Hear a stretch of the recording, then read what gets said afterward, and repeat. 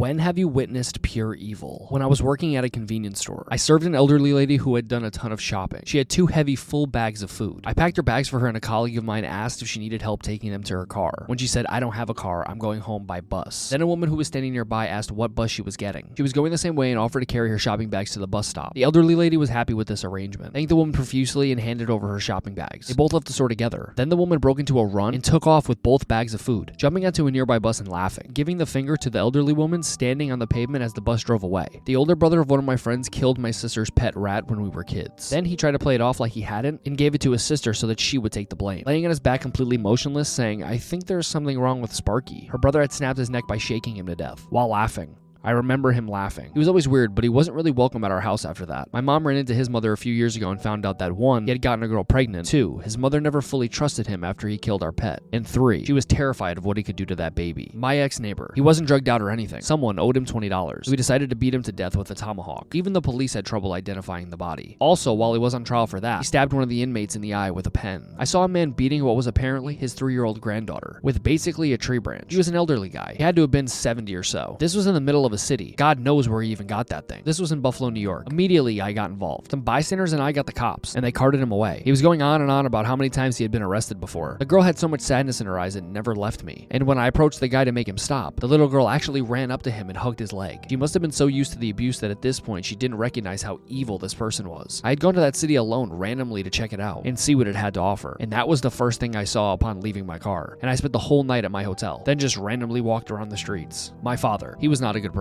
My oldest brother, his first son, was quite literally a genius. The kind of kid that ends up in high school before he's a teenager, graduates college before he can drive a car, and he expected this from the rest of his kids. Everything I was allowed to read was above my age level. Technical manuals, research papers, and case studies. Lord of the Rings, War and Peace, stuff like that. I managed it somehow. My sister wasn't so lucky. She struggled a lot, was yelled at because she was 3 years old and couldn't make it through the alphabet by herself. She couldn't add numbers. She couldn't really do anything that was asked of her because she was 3 years old. One day, my father lost it because she got stuck after the letter E. I tried to help but was reprimanded for doing so. And finally, he just threw her against the wall. He started screaming the alphabet at her, kicking her over and over again. He punched her, choked her as he repeated himself over and over. I was frozen in fear, didn't know what to do. He finally stopped when my mother started coming up the stairs. I still remember the look on her face as she picked my sister up and took both of us to our rooms. The bruises went away eventually, but she started having seizures. She struggled walking upright on her own, using the bathroom without assistance. Even today, almost 3 decades later, she still needs full-time care and can't live a normal life. All that piece of shit wanted was all of his kids to be geniuses instead of just one. When I was a teenager, I used to volunteer in the preschool at church. One week I was helping with the 2-year-olds. We had a new girl come in, tiny and adorable. By the end of Sunday school class, all the other kids were terrified of her, with absolutely no expression on her face, in total silence. She had attempted to strangle a little boy, bit another one hard enough to draw blood, smacked the girl across the face, poured her drink on another one, and pinched and kicked me and the other volunteers repeatedly. Not to mention dumping her snack on the floor while she was staring me in my eyes, throwing toys in the garbage, and attempting to pull the microwave off the counter. I've dealt with difficult children before, but her total lack of emotion was just very unnerving. I did a stint in the army in Kosovo in 1999. We were based where there were a ton of stray dogs and cats. Some fellow soldiers found it fun to throw a puppy out of the top floor window and proceed to throw a kitten down a very deep drain